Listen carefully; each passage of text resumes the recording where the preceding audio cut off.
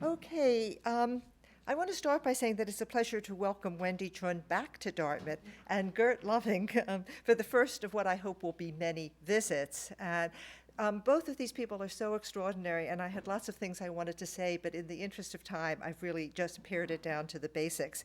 Now, when I think of Wendy Chun, I think of her as an innovator, and not just because her previous visits were instrumental in the growth of new media studies at Dartmouth. When she was hired by the Department of Modern Culture and Media at Brown, they created a new line for her in digital studies. She brought to the position a PhD in English from Princeton and a Bachelor of Arts and Sciences in System Design, Engineering, and English from the University of Waterloo, as well as several stints working as a network systems designer. Now, this background, a cross between what sometimes gets called hardware, software, and wetware, permeates Wendy's work at every level, making it, I believe, the wave of the future. And when I wrote that, of course, I hadn't heard what Alan was going to say and the whole discussion about the importance of teaching technology. And I was also thinking about the fact that when I teach my courses on electronic literature now, I always pose the question about whether in future English majors will have to take or should be taking computer programming as well as literary theory and criticism. So I think that there's a lot of crossover here. Now, her forthcoming book from MIT, Control and Freedom, Power and Paranoia in the Age of Fiber Optics, illustrates her multifaceted critical perspective. The book, she writes, engages all four layers of new media: hardware, software, interface, and extramedial, in its response to the questions, how has the internet, a medium that thrives on control, been accepted as a mass medium of freedom?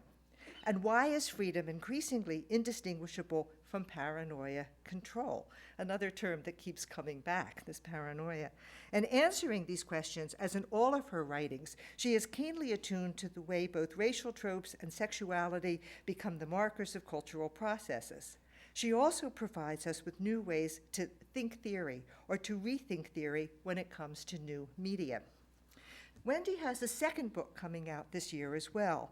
It's called New Media, Old Media, a History and Theory Reader, that she co-edited with Thomas Keenan. And it's the outgrowth of a conference she organized at Brown on the archaeology of multimedia. And she is currently at work on a third book, Programmed Visions, Software, DNA, Race, that focuses on the emergence of software and the transformation of race from a biological to a cultural category in the period from 1943 to 1963, in order to argue that these phenomena reveal fundamental shifts in the relationship between what is visible and invisible, imaginable and readable. Finally, I want to note that Wendy has had an impact on more individuals and institutions than Brown or Dartmouth. In addition to publishing numerous articles, she has lectured widely around the country and abroad. She's done a lot of consultation with all sorts of different kinds of groups, and she's organized a series of conferences at Brown that brought theorists and practitioners together, not just the archaeology of multimedia, which actually Mark and I attended several years ago, but most recently one called The Power and Pathologies of Networks. And her talk today is entitled Programmed Visions. Now, the second speaker will be Geert Lovink, who is currently a research professor at Amsterdam Polytechnic and a senior researcher in media and culture at the University of Amsterdam. Now, Geert describes himself as a media theorist, net critic, and activist.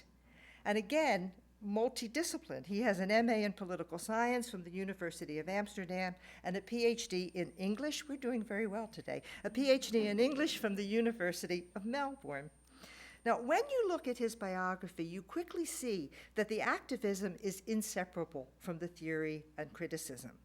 The first thing he lists is his membership in Aldicno, I'm not sure I'm pronouncing that right, the Foundation for the Advancement of Illegal Knowledge, a free association of media-related intellectuals that produced books, radio broadcasts, CDs, and media archives.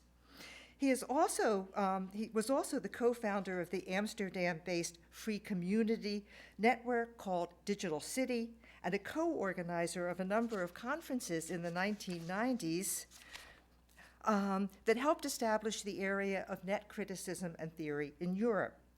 Then, in 1995, he co-founded the International Net Time Circle, which, in addition to being a wildly successful mailing list on net art and criticism, generated a series of meetings and books such as Net's Critique and Read Me.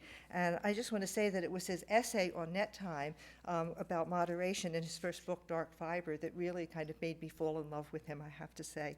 So more recently, he has organized a conference called Tulipomania in Amsterdam, which offered a critique of the new economy, co-founded fiberculture.org, a forum for Australian internet research and culture, and organized conferences in Vienna and New Delhi on new media and democracy in times of crisis.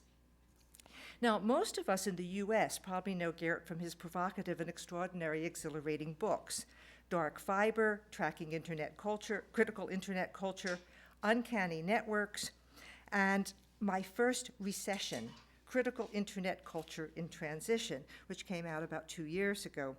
Now, for me, 3 particular concepts emerge from his writings.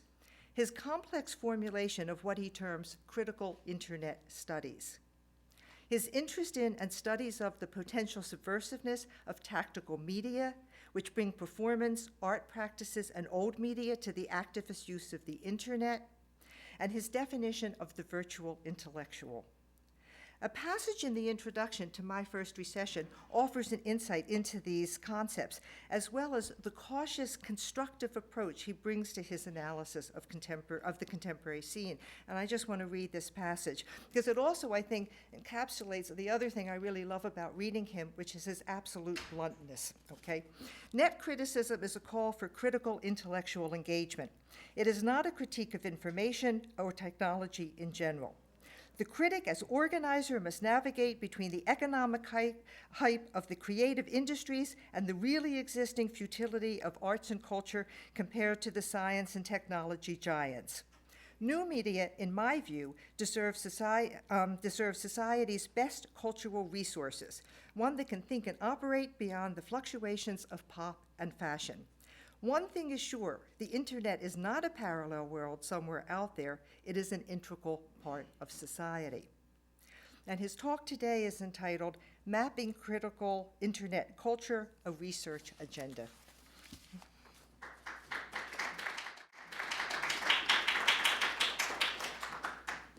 Thank you, Brenda, for that very kind introduction.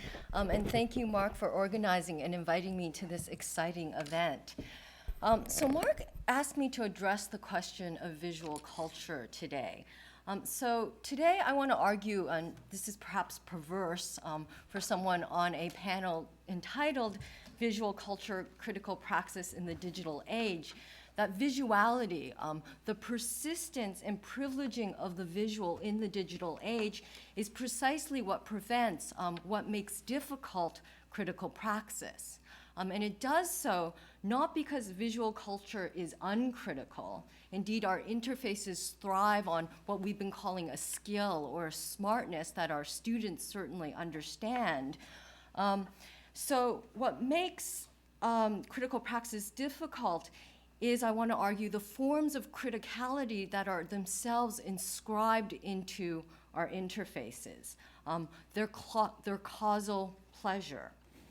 So significantly, this causal pleasure or paranoid knowledge does not end at the images or icons on our screens. And this pleasure and paranoia is inscribed, I want to argue, within code itself, to the extent that code is itself a visual representation. Okay, so part 1, users are used as they use. But importantly, without this use, there would be no use. Okay, to get to this, let me start with my packet sniffer. For all of you unfamiliar with packet sniffers, they're software programs that analyze local area network traffic. Although used by artists and hackers and the FBI, they were developed by sysops to diagnose networks that are always failing. And right now, you're seeing all the packets sent to and received by my packet sniffer. Now, some of you may think that your interface controls your machine. That interactivity means that your computer patiently waits for your commands before it performs any actions, before it enables you, in Microsoft's words, to go where you want to go today. As you can see, however, your computer constantly wanders without you. Even when you're doing nothing, right, your computer constantly sends and receives, stores and discards, that is, reads packets. Packets which mostly ask and respond to the question, can you read me? These packets are anything but transparent to you, the user. Not only must you install a packet sniffer to see them if you're not using a Unix-based operating system, in which case you can get this through a netstat command, you must also translate them from the hexadecimal. And here you'll see an example of a packet load. So screening this traffic and making analogous browsing the web and reading a page focuses attention on the text and images pulsing from the screen rather than on the ways in which you too are coded and circulated numerically, invisibly, non-volitionally. This circulation, however, gives you greater access to other people's representations, right? So this sniffer was running in so-called promiscuous mode, and thus accessing all the traffic going through this cable. And significantly, promiscuous mode does not change my Ethernet card's normal reading habits. So your Ethernet cards routinely read in all packets and then just actively discard or erase those not directly addressed to it. For a computer, importantly, to read is to write elsewhere, right? That is, they literalize control. Etymologically, Alan and I with our etymologies. Etymologically, the English term control is based on the French term contre-rule, a copy of a roll of an account of the same quality and content as the original. And I want to underscore that this literalization of control is essential. Without it, there would be no communications, no internet. The problem lies not with the existence of TCP/IP and other control protocols, which are themselves fallible and based on an initial freedom. There's an important disconnect between technological control systems and everyday understandings of control, an important disconnect between control systems and theorizations of a control society. The problem lies not with the existence of control systems, but rather with the ways in which these are simultaneously hidden and amplified. So in previous talks, I've used my sniffer to emphasize the difference between our perception of the internet and internet protocol. So I've asked the question, how is it that such a compromising form of communication was bought and sold as empowering? Today, I focus on another question, one which I've often mentioned in passing and which is more the focus of my current book project, Program Visions. Namely, given that computers generate visuals rather than merely represent what exists elsewhere, why do we so readily believe that my packet sniffer was actually analyzing network traffic? Why the persistence of visualizations and our belief in them, in their causal, if not indexical, structure? Indeed, this sniffer is a fake, and I programmed her to mimic the actions of a real sniffer. So for all of you who want to see the real sniffer, I give you sniffles. That is, if you believe me. Right? The current obsession with visual culture and transparency, especially at the level of product design and theoretical discourse, would thus seem a compensatory gesture. As our machines increasingly read and write without us, as our machines become more and more unreadable so that seeing no longer guarantees knowing if it ever did, we, the so-called users, are offered more to see, more to read. Right? The computer, that most non-visual and non-transparent device, simultaneously reduced to its interface and treated as though it has no interface at all, has paradoxically fostered a frenzy of and decline in visual knowledge. And this frenzied decline, or declined frenzy, encapsulated in user-friendly interfaces, perpetuates, relies on a certain paranoid knowledge, a paranoid conflation of control with freedom. Okay, so part 2, a potted history of interactivity. So interfaces, as we now know them, screen as boundary between man and machine, stem from military projects, namely the SAGE project at MIT. So SAGE, for all of you who are not familiar with it, was a real-time computer program network of computers that was designed to detect incoming Soviet missiles. It was obsolete by the time it was finished in 1963, but it, even though obsolete, was used anyway for many years.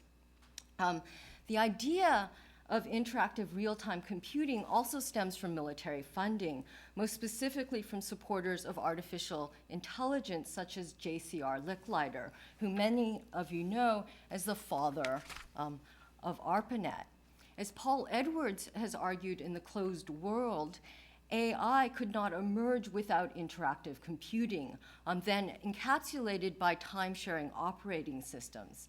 John McCarthy, who is key to both AI and time-sharing operating systems, explains that Lisp was designed in such a way that working with it interactively, right, giving it a command, then seeing what happened, then giving it another command, was the best way to work with it.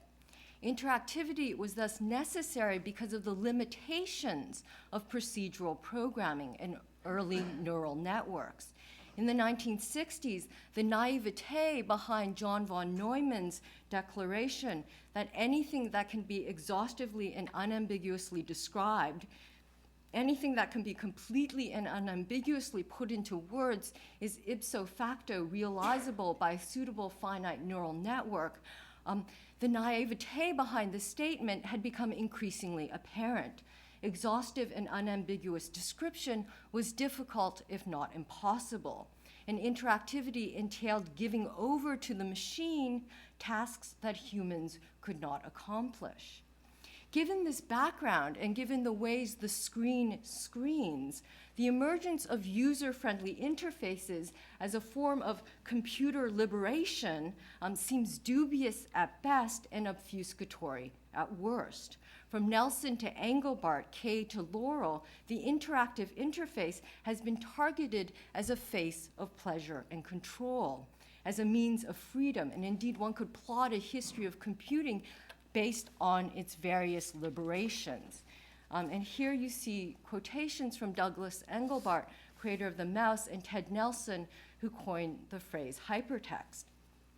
Freedom here stems from control over the process, the ability to understand the whole picture. But this freedom is also predicated on the assumption that users cannot understand computation, that the machine must be hidden from the user. And this is most clear in discussions of direct manipulation, where mastery stems from visibility. And this is a rather long quote taken from Ben Schneiderman's analysis of direct manipulation. And so he argues that certain interactive systems generate glowing enthusiasm among users in marked contrast to the more common reaction of grudging acceptance or outright hostility. There's positive feelings regarding mastery of the system. They convey the image of a truly pleased user. And the central ideas seem to be visibility of the object in interest, rapid, reversible, incremental actions, and replacement of complex command language syntax by direct manipulation of the object of interest, hence the term. As many have noted, direct manipulation is anything but direct manipulation of objects. However, direct manipulation does offer another possibility, the dream of, and I want to stress that this is a dream, of the direct and pleasant manipulation of the user. As Brenda Laurel has argued in her comparison of computer interfaces and theater, direct manipulation must be complemented by what she calls direct engagement. And direct engagement shifts the focus from the representation of manipulable objects to the ideal of enabling people to engage directly in the activity of choice. It emphasizes emotional as well as cognitive values. It conceives of human-computer activity as a designed experience.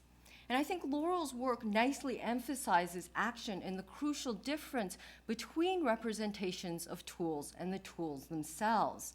As she notes, artificial reality should be artificial. Those who try to make human-computer interfaces as realistic as possible often miss the point, right? So when people double-click on a folder, they realize it's not a real folder. And one could imagine making it act like a real folder would actually be the most annoying thing, and have it sort of follow the rules of gravity or have it open. It'd just be impossible. So what does help users, Laurel argues, is clear causality. And she argues that all events must happen in such a way that users can accept them as probable, and thus move from probability to certainty. And causality, she argues, ensures universality, ensures that users willingly suspend their disbelief. For users, as for paranoid schizophrenics, and this is my analogy, not hers, everything has meaning, right? They might not know the meaning, but they know that it regards, that it pertains to and looks at them. So in good design, in other words, there can be no coincidences, but only what I call causal pleasure, a pleasure that obviates the need for indexicality. So part 3, causal pleasure. This causal pleasure, although viewed as a supplement to programming languages, actually extends their logic to the screen. Programming languages are themselves visualizations. They are themselves a compensation for a certain lack of knowledge. As programming languages have developed, more and more has been hidden from the programmer in order to make the computer secure, where secure means secure from the programmer and user. What we consider to be programming did not always exist.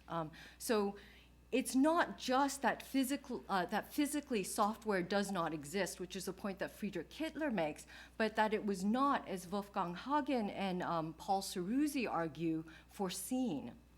So consider this example of what is now called direct programming, the plug configuration of cables. And these are what have been reclaimed as early programmers, the so-called ENIAC girls.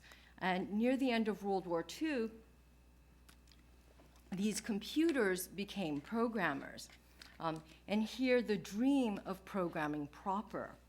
As an aside, Alan Turing called his wrens slaves, a terminology now embedded within computer systems. Software languages and genomic ones in their wake are languages reduced to imperatives that seem to, and I want to emphasize here, seem to impossibly and automatically couple signifier with signified, articulation with action, description with organism. With language-based software, one could say that an algorithm moved from commanding a girl to commanding an automaton. When automatic programming, what we call programming now, was being developed in the late 40s and early 50s, computers, typewriters, as well as programmers were mainly women. And this automation, which women, and most importantly, Grace Murray Hopper, initiated and developed, right? Women played an incredible role in the automation of programming. They didn't simply take orders. This automation, nonetheless, has led to the erasure of these women programmers, clerks, and interfaces. Their nimble fingers, their numerical abilities, their disquieting gazes. And the desire to get rid of these disturbing interfaces was often quite open. And you can read here Vannevar Bush's description of stenographers. Remarkably, the emergence of programming languages such as Fortran, which coincided with the departure of women from programming as programming moved from a clerical to a professional activity, has been read as a democratization of programming and computing. the opening of computing to simple scientists, the wresting of programming away from secretive machine programmer priests who jealously guarded their black art. And this narrative of the opening of computing through higher level languages not only erases a significant portion of computing history, it also assumes that programmers naturally enjoy tedious and repetitive numerical tasks. The mastery of computing can easily be understood as clerical suffering. And indeed, Harry Reid, an early ENIAC programmer, argues that the whole idea of computing with the ENIAC was a sort of hair shirt kind of thing. Programming for the computer, whatever it was supposed to be, was a redemptive experience. One was supposed to suffer to do it. So the narrative of the opening of programming thus reveals the tension at the heart of programming and control systems. Are they control systems or are they servo mechanisms? Is programming an act of submission or mastery? Given that the machine takes care of programming proper, the sequence of events during execution, is programming at all? Perhaps the automation of control and command is less a perversion of traditional military tradition and more an instantiation of it, in which responsibility has been handed over to those implementing commands, now machines. So Turing himself postulated that the slaves, and at this point he was talking about the machines, not women, that the slaves would not always be content to follow commands. That automation made computers masters rather than slaves. This handing over of agency has been hidden by the codification of programming languages that obscure the machine in order to make the program, rather than the execution, the source of the action. That is, programming languages separate executable with execution so that the inscription, the act of writing, rather than the process, seems to be cause. Or to put it slightly differently, the fact that code is law, something that Larry Lessig underscores, is hardly profound. After all, code is, according to the OED, a systematic collection or digest of the laws of a country. The fact that code is or has made to be executable is what is profound. And this executability makes code not law, but every lawyer's dream of what law should be, automatically enabling and disabling certain actions functioning at the level of everyday practice. Here, for instance, is the code of the packet sniffer. They are not only different from, and here's the executable right here. They're not only different from each other, they're also different from the execution. So why do we believe that the code, which is itself the product of another software program and whose instructions are exploded in order to run, why do we believe the code to be the running program or to be the source of the running program? What is the packet sniffer? What is Word? And this conflation of code with program, this deliberate obscuring of the machine, combined with the fact that our machines always fail, and I always find it amazing that people theorize about technology as if it always works, this produces paranoia. And the more one uses or programs, the more paranoid one becomes. As David Dill, the Stanford University CS professor who launched a petition drive for a paper backup to electronic voting systems, explains, what people have learned repeatedly the hard way is that prudent practice, if you want to escape with your data intact, is what other people would perceive as paranoia. As cybernetics, as Walter McCullough acknowledged, treats the brain like a Turing machine, that is, as a device which could perform the kinds of functions which a brain must perform if it is only to go wrong and have a psychosis. Importantly, paranoia does not respond to an overwhelming, all-seeing power, but rather to a power found to be lacking, rotten, and inadequate always decaying. Paranoia, that is, responds to a basic insecurity, to epistemological uncertainty, to the limitations of control technologies. Although technologically speaking, paranoia is a prudent, if perhaps overdetermined, information processing technique, it becomes reckless and harmful, though, when it bleeds elsewhere, and when the causal pleasure that it relies on bleeds elsewhere as well.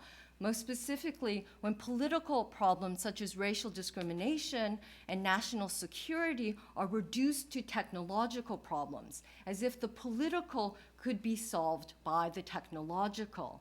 And I'd be happy to elaborate on this further, but to push the logic of critique inscribed within interfaces, I want in this last section to emphasize the relationship between theories of ideology and software. So part 4, ideology and software. Now, in a formal sense, computers understood as software and hardware machines are ideology machines.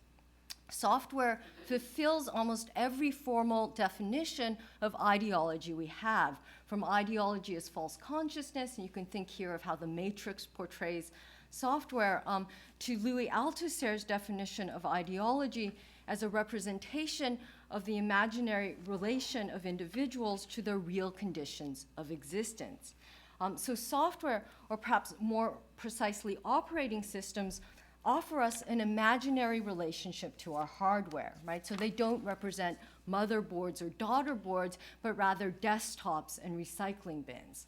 Without operating systems, there would be, however, no access to hardware. Without operating systems, no actions, no practices, no user. And each operating system in its advertisements interpolates a user, right? Calls it and gives it a name or image with which to identify, right? So Mac users think different, right? And identify with Martin Luther King and Albert Einstein. Linux users are open source power geeks drawn to the image of a fat, sated penguin. And if you ever read sort of the Linux bulletin board, it's amazing. They spent hours, like, there's this huge thread about should it be a penguin and why it should be a fat penguin. And so Windows users are supposedly mainstream functionalist types who are perhaps comforted, as Ibn Moglin argues, by their regularly crashing computers. Importantly, the choices that operating systems offer limit the visible and the invisible, the imaginable and the unimaginable. You are not, however, aware of software's constant constriction and interpolation, also known as its user-friendliness, unless you find yourself frustrated with its defaults, which are rather remarkably referred to as your preferences. Software produces users. Users are produced by benign software interactions, from reassuring sounds that signify a file has been saved, to folder names such as My Documents that stress personal computer ownership. Computer programs shamelessly use shifters, so pronouns like you and my, that address you and everyone else as a subject. A software makes you read, offers you more relationships, and ever more visuals. Software is arguably based on a fetishistic logic, right? So the user knows very well the desktop is not really a desktop, but they treat it as if it were so. And this logic is, according to Slavoj Žižek, crucial to ideology. So Žižek, through Sloterdijk, argues that ideology persists in one's actions rather than in one's beliefs, right? So people know very well what they're doing, but they still do it. Thus, the illusion of ideology exists not at the level of knowledge, but rather at the level of doing. And this illusion, maintained through what he calls the imaginary meaning of the law, and which I'm calling here causality, screens the fact, he argues, that authority is without truth, that one obeys the law to the extent that it is incomprehensible. Is this not computation? through the illusion of meaning and causality, do we not cover over the fact that we do not and cannot fully understand or control computation? That computers increasingly design each other, and that our use is, to an extent, a supplication, a blind faith. Ideology and software fit each other perfectly because they both try to map the material effects of the immaterial and to posit the immaterial through visible cues. And through this process, the immaterial emerges as a commodity, as something in its own right. And so the goal of programming becomes no longer a working machine, but a working program. Now, it's important that we not rest with this analogy between software and ideology. For one, reducing ideology to software empties ideology of its critique of power. However, this analogy arguably reveals the fact that our understandings of ideology are lacking precisely to the extent that they, like interfaces, rely on a theatrical model of behavior. But this parallel also enables an interrogation of software's status as common sense. In this sense, software in the Gramscian sense of ideology. So in our so-called post-ideological society, software sustains notions of ideology and ideological critique in another guise, right? So nurture is software, right? Nature is hardware. People may deny ideology, but they don't deny software. And they attribute to software, metaphorically, greater powers than have ever been attributed to ideology. Now, again, to be clear, I'm not simply advocating some closer relationship to hardware.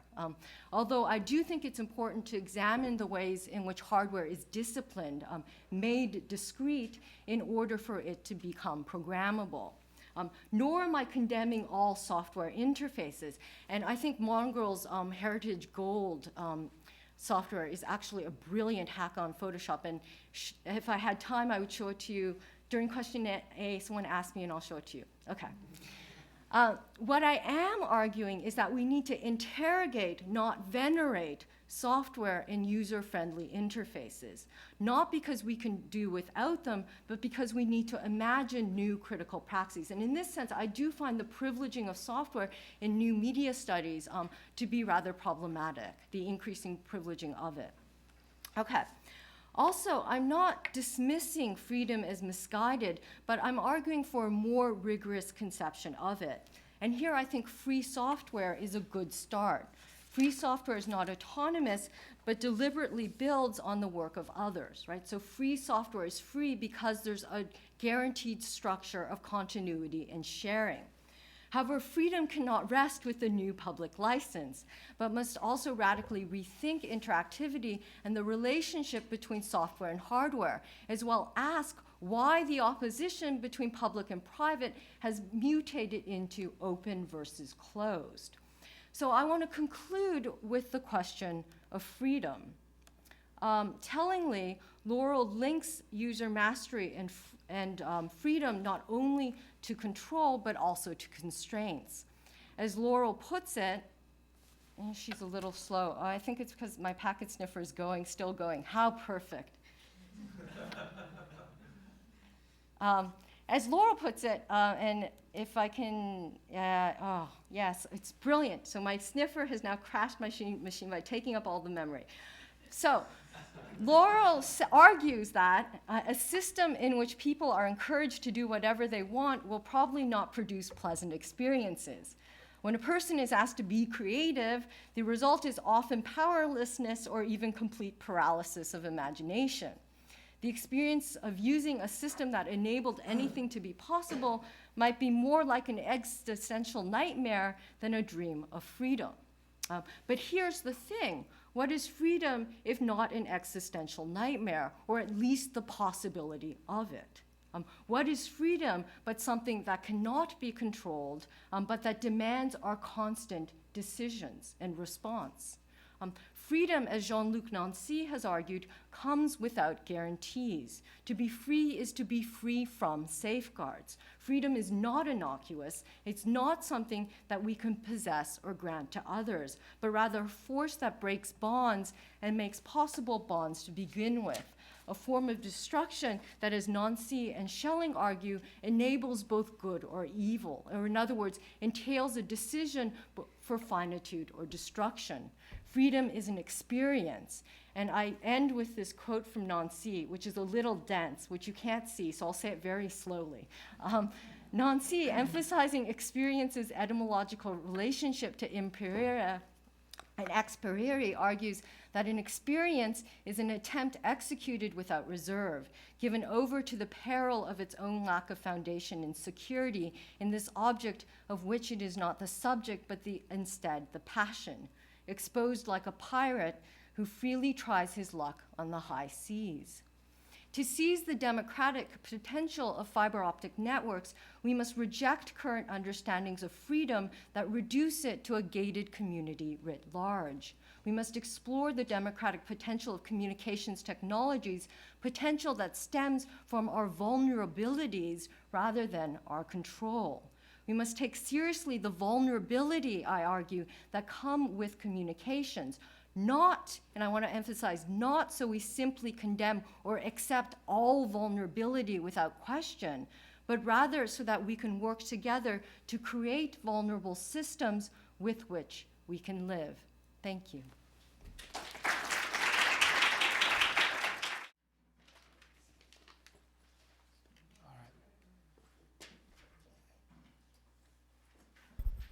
Welcome, everyone. Thanks so much, in particular Mark, for inviting me here.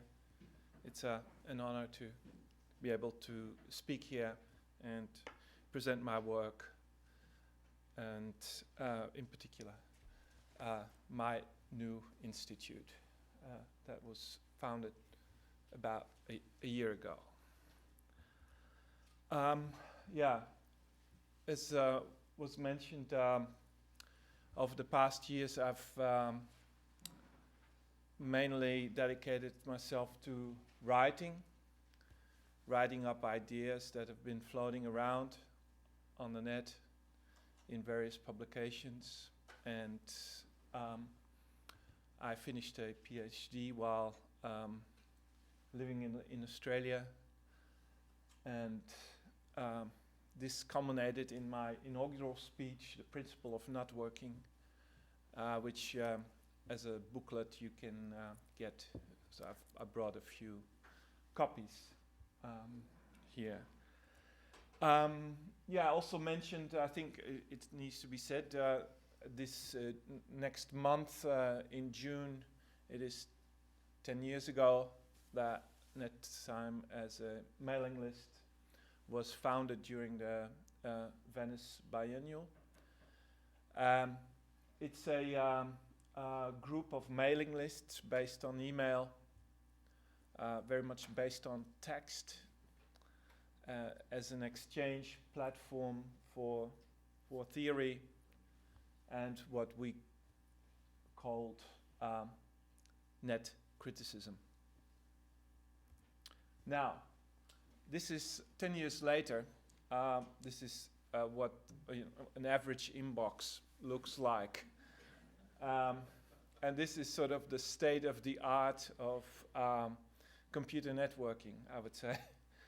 And I think this is, has not yet really been theorized enough in my point of view. I don't want to point at failures, there's no one responsible, but nonetheless, talking about freedom, this is what you end up with.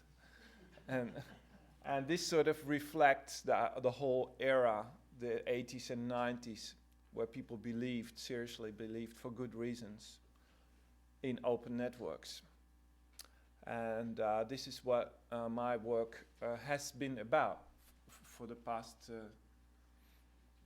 decades, to very closely study the relationship between open and closed networks. And in order, of course, from a strategic point of view, in order to better understand these networks and also how they can be utilized in the arts, in culture, in the sphere of politics and democracy. So this this situation is of concern. It's of concern for many. Many who still maybe use email and who see this as an equalizer, as a medium that brings about textual exchanges worldwide. So that is a starting point for this lecture here, for this crisis. Something else, maybe also beyond good and evil, is this statistics. Now, I have to say with Esther, I don't want to project too much into the statistics. I don't know if these statistics are accurate or not. There's a lot of debate about that. But I don't want to point so much at exact figures. I want to talk about the overall trend. And this is another trend, when we talk about the incredible rise of spam and viruses, the rise of identity theft, and all these things. This is another, maybe less spoken about, a trend that is truly remarkable, and that's the fact, that the rise of the internet, in particularly happens now in Asia and in the non-Western world, that the use of the internet in the United States, but also in Europe, has by and large leveled off, and that we see this enormous change happening. In particular, I think only in the last few years or so. These statistics were by and large the same during the 90s.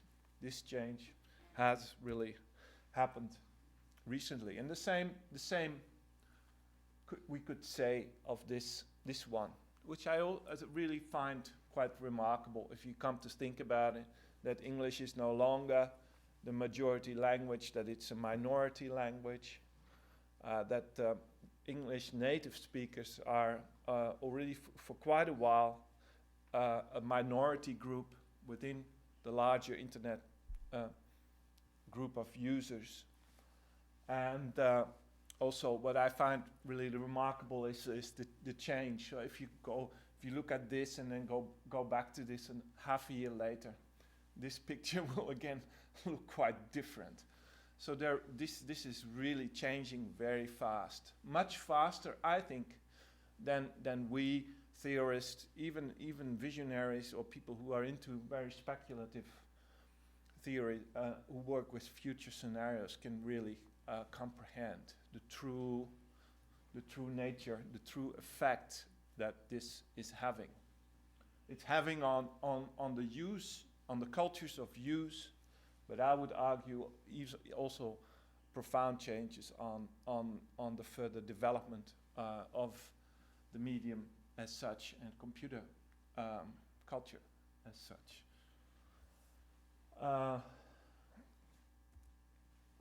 And this is, I find also very interesting. Again, here, Nielsen net ratings, or I, put a few question marks there.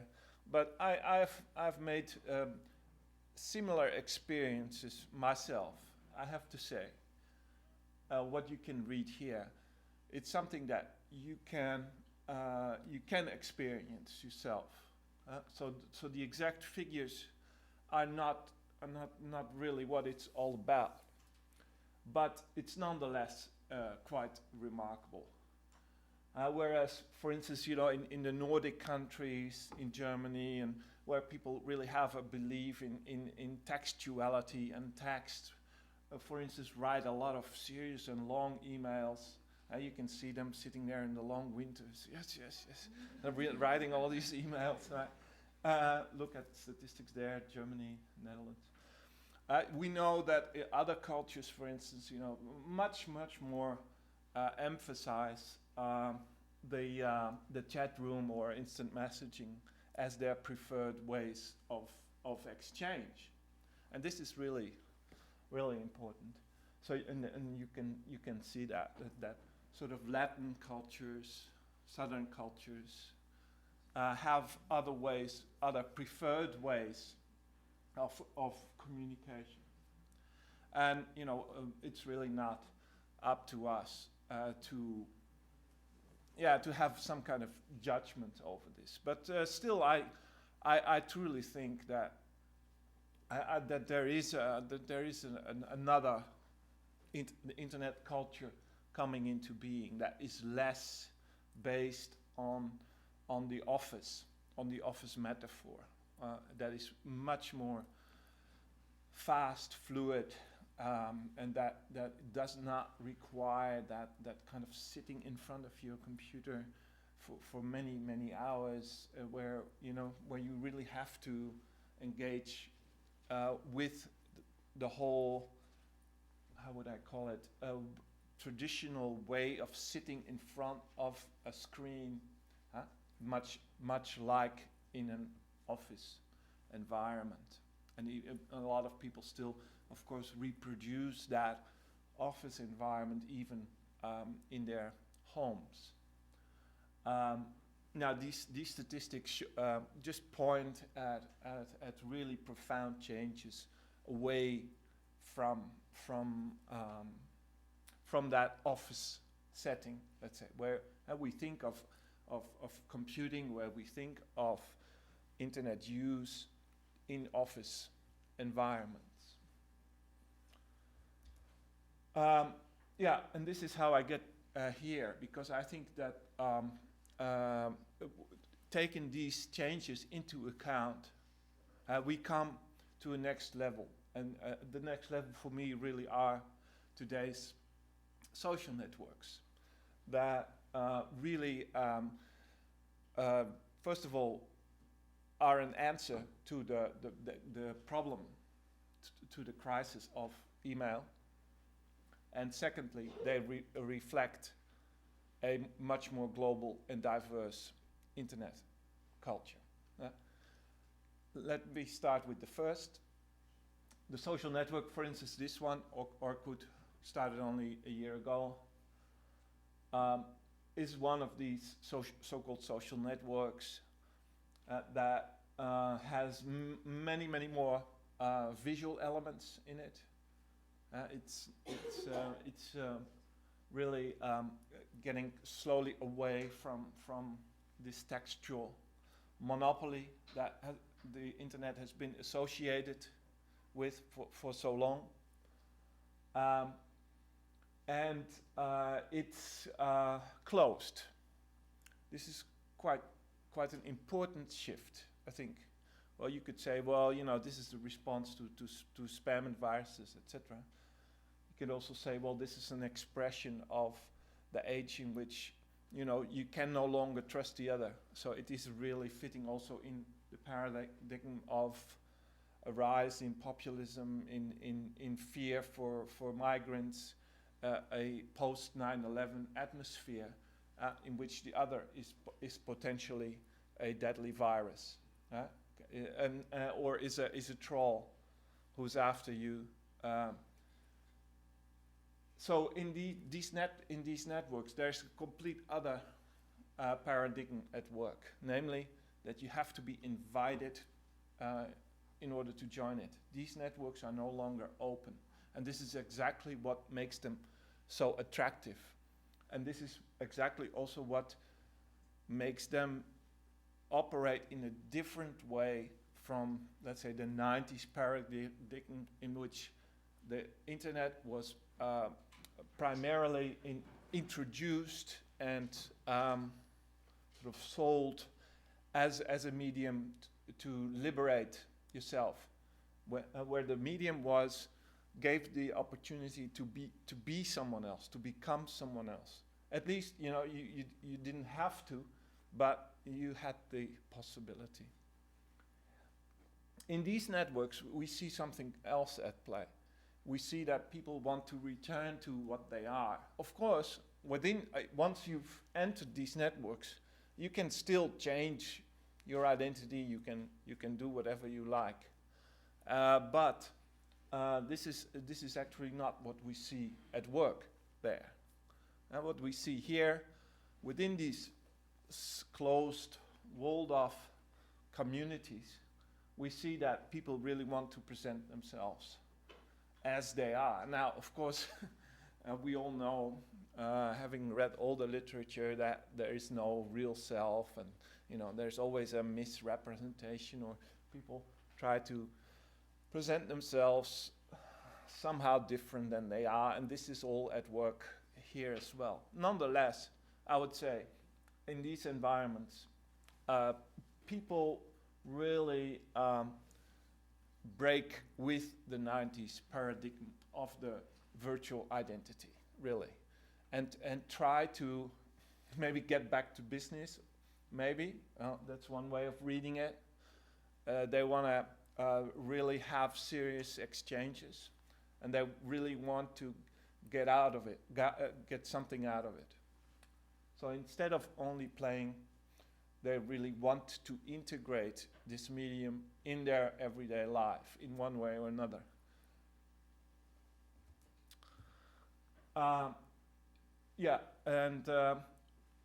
What is important there, I think, is that because of the email crisis that I just spoke about, there's also a longing, a desire to have exchanges, to have a communication that is visual, at least that can incorporate a lot of visual elements. We've slowly seen steps toward that, and I think the work of Michael Heim there is really important. And I would say, instead of being maybe skeptical, I think this is sort of an expression of a massification of all the desires and things that have been experimented with in avatar worlds five or so years ago. So we could say that here really millions of people start to ride the unicorn. That's really, I mean, this is we don't see that that it's a dream, but I would say, that it's, instead of just being a dream, we see that this dream is becoming more and more a reality for an incredible amount of people. If we just go back to Orkut has been too successful. It's been completely overwhelmed by users. But it started more or less as sort of business to business kind of model network, and it was by the users steered in another direction, because Orkut was really not anymore an e-business or a B2B platform. Because the other thing that I spoke about, the rise of global net culture, suddenly took over, and the biggest user group of Orkut are the Brazilians, and this came to as a big surprise to the Californian founders of this Orkut network, who had absolutely not anticipated that something like this could ever happen. And then the number two, there are people from Poland. Now, what are these, Brazilians and Polish people? What the hell are they doing in this network? And then there are so many others. Currently, I think there are about 15 million regular users of Orkut. That's, of course, very hard for us at the moment to really comprehend. The system is just too big. Obviously, the system is broken down in an incredible patchwork of smaller groups and dialogues of course, that's unavoidable. Yeah, and this is a more recent one. Flickr, I don't know if you heard about it for sure. It's an exchange where you just no longer talk through text, but only through images.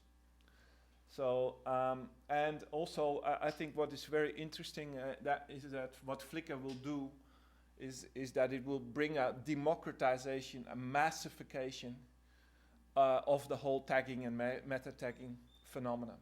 So it will really bring the tag philosophy, the tagging philosophy to the people, which is very interesting because so long people have been talking about XML, they've been talking about Dublin Core, and they've been really, it has really been a domain of geeks, of librarians, etc. And I think with this tool, we will suddenly see that, a lot of people, millions of people, will suddenly make the click and start to understand what tagging and meta tagging is all about, how you can contribute to it by doing it, but also how you can start using it. And this is just an example you put in Japan, and then a lot of images show up, and then you suddenly understand. Oh yeah, okay. So I should, if I write something, in my pictures, they also show up somewhere. So if I make very precise descriptions, my pictures will start to show up in other contexts when other people put in certain searches, right? So I find that really interesting ways of how software and how these social network platforms introduce ideas that have been around for a while in a smaller technical community and really bring them out there. Yeah, this is quite a traditional social networks. Maybe you're familiar with it. It's just a business-to-business network, LinkedIn. And there are, of course, now many of them. Almost every day I hear of a new social network which is founded somewhere. And usually they start and they're filled up with users within a day, or within a week. These systems have tens of thousands of users, and easily reach 100,000, within a month or 2 months. So these networks really reflect the age of massification of this medium, and really also, and as I said, they also reflect the kind of the shift away from the Western world to other places and other user cultures. Friendster is probably the biggest, most well-known. At least in the United States, I think. Are you in networks on any of them, or? Yeah, you are. Dartmouth students are all of them. They're all, all the students. They're all using it. Unfortunately, I think media theorists and academics, they are really they're the last to join them, and this is a bit strange, I find. So I really I would like to urge anyone who's really seriously interested in new media and internet culture to at least have a look at them, and please, if you see any possibility, found a network yourself. Because it's really you unleash a very, very interesting dynamic, a dynamic that you will cannot foresee at this moment in time sitting here, but once you get it going, it's really quite profound. This is a network that I joined a couple of weeks ago. It's a German one, now spreading to a variety of countries, and based on the philosophy that the social network should always be matched with meetings in real life, as we sit here, which is actually quite a powerful thing to do, to convene a conference and be together. It's quite a luxurious thing to do. Yeah, this network, for instance, is completely focused on that particular moment in time, to enable people to come together.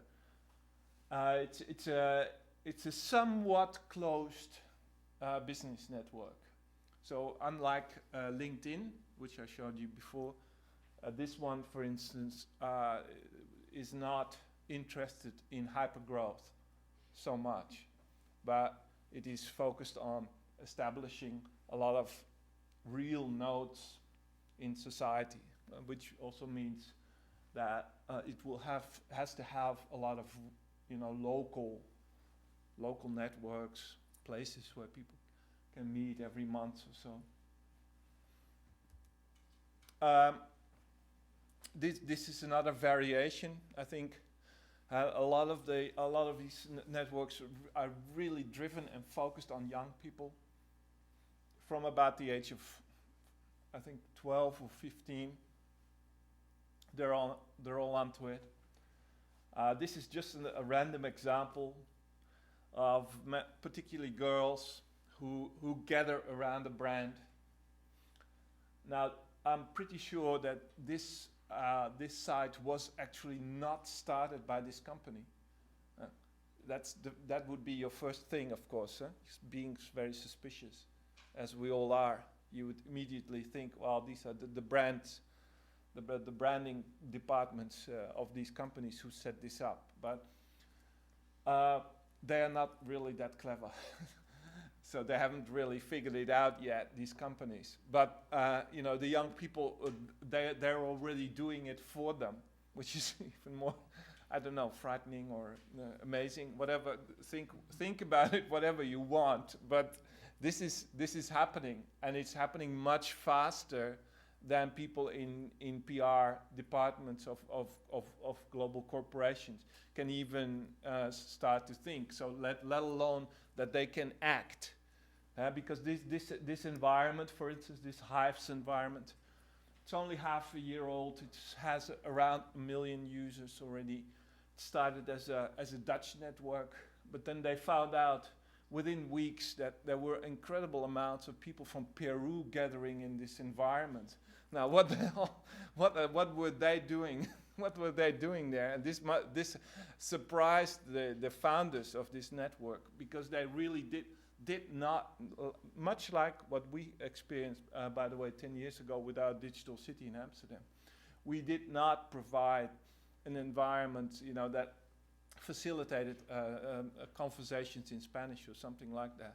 But the software really, it's so easy to use that it doesn't really matter. It can even be in Japanese, or it doesn't really matter. You can click on it and there you go. So yeah, now you suddenly see it's got these languages there right on top, and you can imagine that will rapidly grow further. So this will be this probably already is a global meeting place for many people. Probably much to the surprise of the founders, who really hadn't anticipated that something like that would happen. I'm really curious to know the response of Michael Heim to the enormous success of Habbo Hotel. It's really a place where people play out with rather simple and maybe quite standardized, customized avatars, but nonetheless, it's an incredibly popular medium place to meet. And also, it's already been used on a number of occasions to stage political demonstrations. So I know of Italian activists who met with hundreds and hundreds and staged demonstrations in the streets of the Habbo Hotel, where you just see, it's really funny, I don't know if anyone has seen it here, but it's really, really strange to see hundreds and hundreds of these small puppets walking through these hotels and carrying banners and all that. It's really so. So yeah, you see really strange new forms of social life happening in these environments. By the way, if your students are bored, just go there and do your next lecture in this environment, and it's an instantaneous success. I can tell you, this is really students love it. All right. Well, I'm now coming to my own work because I'm trying to understand the transformations that are happening here in front of our eyes, under new regimes, under new restrictions, in a post-.com, post-9/11 environment. Also in an environment, as I said, where a lot of the exchanges, especially email exchanges, have become really not so useful anymore. In an environment where people in very, very many different places use the same medium under very, very different circumstances. It's my passion, my task to somehow map this very rapidly changing environment. And I've been lucky to have now my own institute, and I want to say something about it. This is the website, and it has a blog where you find activities. In my school, what I'm first of all trying to do is to establish the theory curriculum. It's a school that is very young. It's an interactive media school, but it already has now, in 3 years' time, it has 400 students, and it will grow to around 600, 800, something like that. The numbers are very, very high. A lot of these students are in the past would have studied computer science, quite interestingly. So this certainly reflects the global recession or crisis in computer science, and it's something that I would not have expected to happen, but it is simply the case that for young people, they in a very natural way incorporate multimedia elements in their way of living, in their curiosity, and what they want to learn. And computer science simply has not been able, to communicate this to young people, that they actually study this. I don't know whether they are, but the fact is that the massive amount of students, in our case, for instance, are not coming from people that usually would study in the humanities or would do arts or go to art academy. No, it comes from elsewhere. So we are trying to study these changes, or for instance also by looking at the Netherlands itself. Not only looking at because all these changes that I'm talking about can also be seen in the place itself. So we don't even need to go to some exotic other place. Probably the same can be said of Dartmouth. By studying the changes here, you'll get the picture. So all right. So these are the I'll quickly go through the research programs that I started. It's a kind of an inverse method that I have. I first organize a conference, and out of the conference comes the research. Now, this is, of course, in the academic world, you usually do the reverse, right? You do a thorough study, and that leads into a conference. And in my case, I just do the opposite, because in that way you speed up a lot of the process, and also you get to a point where you can very, very clearly see where new research has to be done. Instead of finding it all out yourself, you gather in a space like this. We've done that about web design. This looked back. It was one of the probably the first conference about web design that didn't look into the future but looked back at all the changes that happened over the past 10 years. So it sort of tried to map the issues, also do a bit of history, and it even had a possibility to where you could just contribute yourself and write about, for instance, write about the websites you saw for the first time in 95 or in 96, whenever you got in contact with the World Wide Web for the first time. So it had that kind of collaborative writing of history element in it. And out of this conference, by the way, has now come a research together with the London School of Economics about the socio-economic circumstances of the new media workers. The new media workers, even though there are more and more of them, their position in society is quite uncertain, and especially the situation of the women in the industry is quite uncertain. The average income has been going down, actually, has not been going up, has been going down. So also for the planning of schools, it is really important to gather these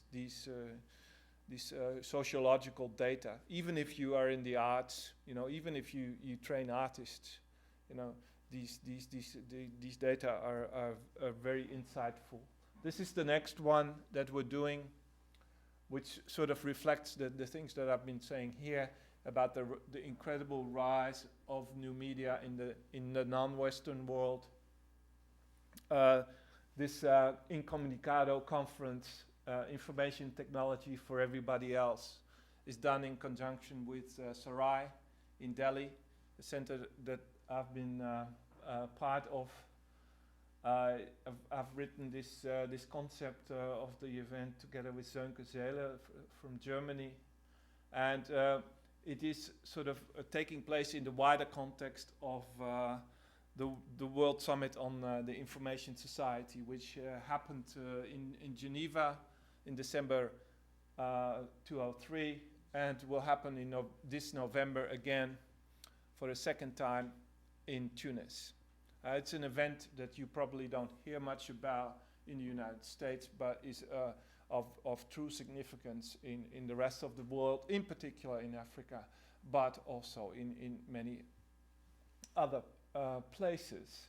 It's probably maybe known amongst a few of us because the whole ICANN, Internet Governance debate, is being played out here. Because the United Nations, and in particular the ITU, wants to have a better grip on this this internet environment. And anyway, what we are looking at is, for instance, the question of what global civil society is in this context. Now, how do we represent ourselves in this context? For instance, there's this new model, this so-called multi-stakeholder approach, where global civil society, whoever that may be, maybe you and me, are sitting on the table together with global corporations such as Cisco and Microsoft. So even though the Bush administration doesn't want to know anything about all this, American corporations are, of course, very, very interested, because there's a lot at stake here, and a lot of the market share is at stake here. So there's not much American involvement, but a lot of corporate involvement. So what we see there in this multi-stakeholder approach, we see NGOs, corporations, and governments sitting on the table, which I think is a new situation altogether. Whatever you think about it, this is something for activists, which is of great concern. And of course, it really asks for involvement and response, and it's also incredible experience just to be in an IT conference, a new media conference. Imagine a conference like this, where you have representatives from 212 countries. It's amazing. It was my first telecommunication, my first internet experience, where you have people from literally all over the world. There were 15,000 delegates there at that conference, and that is in itself a very, very exciting thing. Okay, well, next, together with Lev Manowicz and a few others, we're doing an event on urban screens, on the large screens in cities that you see around you. And particularly, we look at the question of who is owning these screens, who is curating them, who is actually deciding what is being seen on these screens. And here you see a random screen. They're popping up worldwide, literally everywhere, and it's really not something, you should no longer just think of Times Square or Shibuya. This is something that is spreading at an enormous pace. And in the same way as the screens are getting smaller and smaller and smaller on your mobile phone, they are also getting bigger and bigger and more ubiquitous. And then to close off the sort of series of conferences, we do a conference on internet pornography in early October, in which we really try to look at the economics of this net activity, of which very, very little is actually known. Even in porn studies, the focus has been so far primarily on video and film, and this will be the first event where we look at the interactive aspect, also the amateur aspect, but also the Abu Ghraib aspect of porn.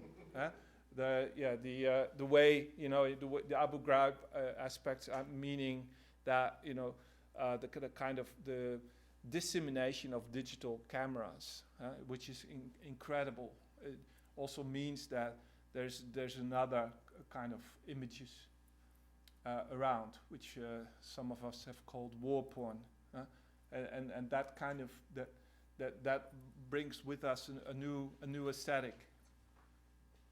All right, so for next year, this is the agenda, the research agenda.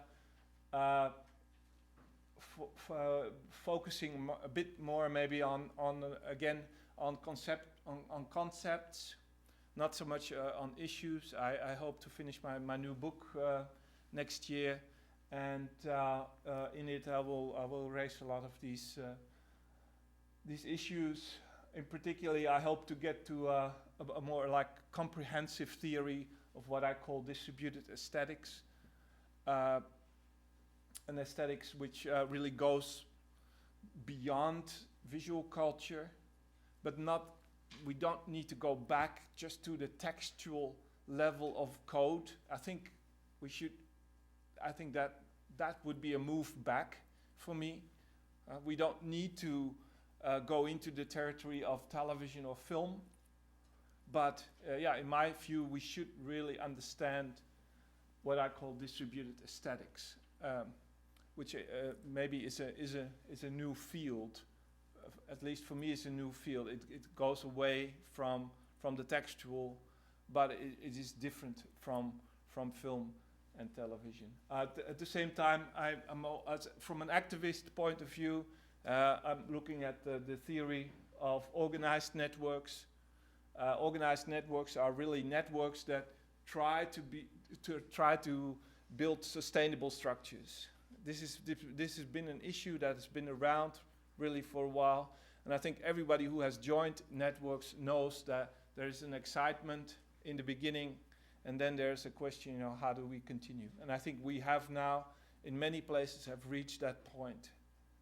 How do we continue? If we take this serious, and if we think that this medium is here to stay, how are we going to build sustainable structures for networks?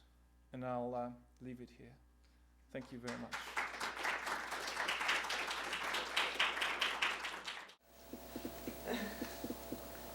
Yeah, what do you make? Distributed Yeah, as a proposal.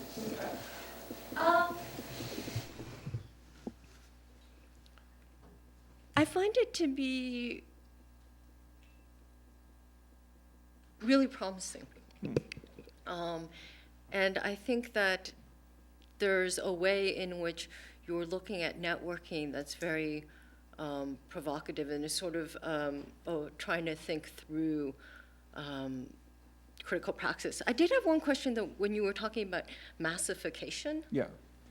And I was wondering if you could explain a little more how yeah, you see I know that it's not an English word, and some people have said, you can't use this word because it's not in the dictionary.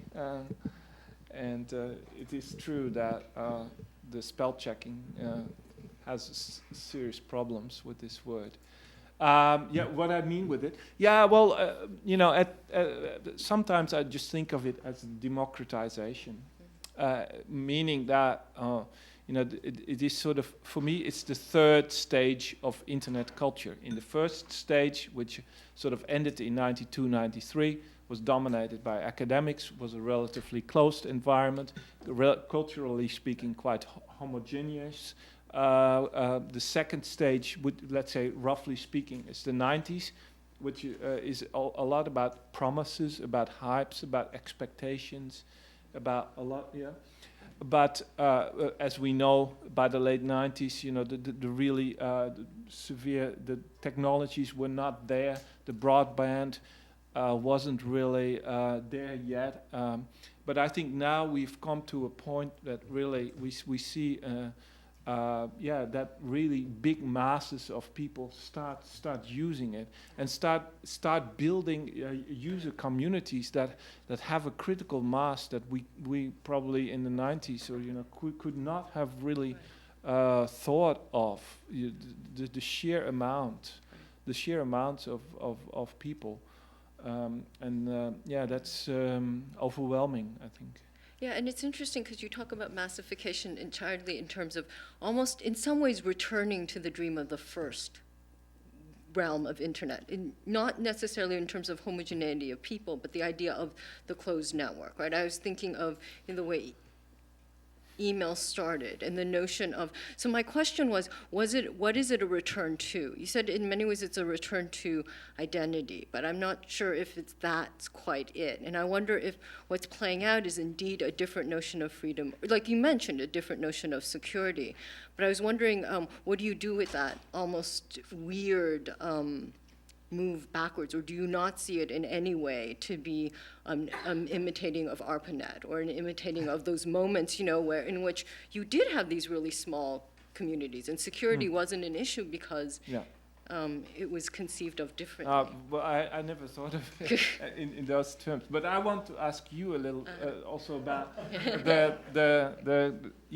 how you respond to this idea of code as the textual and how we should, because Alan spoke about that, and he really made an argument to rethink the position of the text and the gesture of the reading. Right. Now, I think that we should not maybe, fetishize the code. Yeah, no, I completely agree. yeah. Yeah. But there has been a movement in net art and elsewhere, Exactly, yeah. to fetishize the code. Right. But I don't know whether. And that's what actually I see myself intervening on, because they're fetishizing code as source, right? And there's a fetishization of a certain idea that this is what it's really about. This is what, so with a lot of net artists or whatnot, there's a sense that now we're really getting to the technology, or we're really getting to what distinguishes new media from every other media, and that's programmability. Or it's, Lev's idea of new media studies as software studies. And that's precisely what I'm arguing against, because if code is textual, it's textual because it's an effect. There's nothing so I'm interested in that which is why I'm fascinated by that period between 43 and 63, and analyzing exactly how software emerges and becomes textual. And what are the dissonances between our understanding of code as text and what happens. And in this sense, I'm really fascinated by computer reading. Right? What is it that, so you could say, I'm interested in electronic reading, but in order for you to read, there is so much other reading that has to happen that isn't entirely apparent to you. And so I think that it opens up the possibility, what we need to do is think through the possibilities and think through the causalities that seem so natural and inscribed in our interfaces, and not just our interfaces, but the way we conceive of computation. Which is why in that whole period between 43 to 63 is this really interesting emergence of the notion of programmability. But we could talk forever, so should we just have drinks now? Exactly. Is this it? Everyone just let's have drinks together? Okay. Okay. Well, I'm dying to hear more about the porn thing, Wendy. Okay. Because that's the title that's in there, and you're ended by talking about porn, which I think is really appropriate, because this is the enormous elephant in the room that internet scholars often walk around kind of elaborately, probably as a way to protect, I think, the notion that the internet is really culture. Right. That we're talking about, because like other forms of expression, like literature or painting, it has value, kind of aesthetic value. I'm really fascinated by your work, Wendy, because there's nothing really like this going on. I think that visual culture would like to think that it can interrogate software as ideology. They would like to think that interfaces, or the way software looks, or the way it acts, in other words, why does it have to interlocute with us? Why is it made in such a way that it's always telling us what it's doing, right? Like when you talk about how software was, Lisp especially, was made to act like a person. You do something, it tells you something in return, whether you really need to hear something or not. It seems that visual culture is kind of premised on the idea that things never look the way they look because that's just how they look, right? There's always some kind of, as you say, effect. It's always the effect of something. So I hope that visual culture can do a little better job of interrogating that. I agree with you that I think a lot of new media theory has been way too obsessed with interfaces and with software, but not as seeing them as ideological necessarily, right? So when we talk about skill, it's more about how can you adapt to the interfaces that you see, as opposed to being critical of them in particular. And so, have you given up on visual culture as a way to read software, I guess is what I'm asking? No, I haven't given up on visual culture. I'm just really suspicious of the term visual culture because I'm suspicious of that emphasis on visual. And I think that it's being brought forward as a way to say, well, look, there's battles over the term that are completely disciplinary. But they're disciplinary as well. There's what we haven't been talking about is the battle for whatever studies itself, right? You have the people coming out of literature who come out of a hypertextual or that era. Then you have people who come from a more media studies area who says, no, this is visual culture. I mean, so I think there are all sorts of battles going around these terms. The reason, but my reason for disliking the term is less those battles and more this emphasis on the visual, as this is what links us all. And I think that in many ways, looking at the materiality of all media is really productive, but not just the materiality. And this is why I think the work that Geert does is so important, as well as some of my graduate students who work on fan cultures and how people work with this, because there's a dissonance between design and use. That's very important that we need to think through. So what I want to see is for a real push away from just the visual, and a real push around saying, like, it's not just that software is like ideology, but maybe we need to rethink ideology. Maybe we need to rethink what we think we already know. And that's what I think is really productive and opened up. In terms of porn, I have an entire chapter on porn, which I'd happily give you. And I link the net porn phenomenon to the emergence of e-commerce.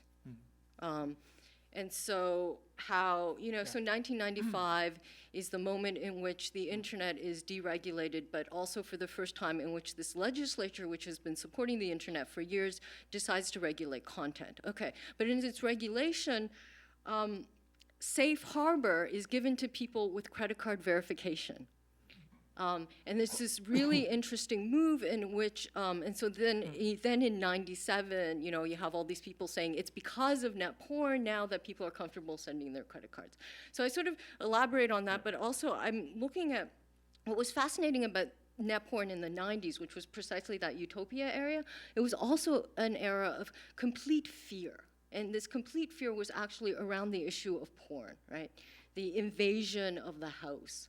And what I found interesting, though, about these discussions about porn is that it was the moment where it's not just the utopianism failed, but suddenly people could talk about vulnerability. Suddenly people could say, I don't understand what's completely happening. Of course, they posited this imaginary child who was downloading porn and knew everything. I mean, this is what I find fascinating. And I always felt like asking those congressmen, do you really have this child?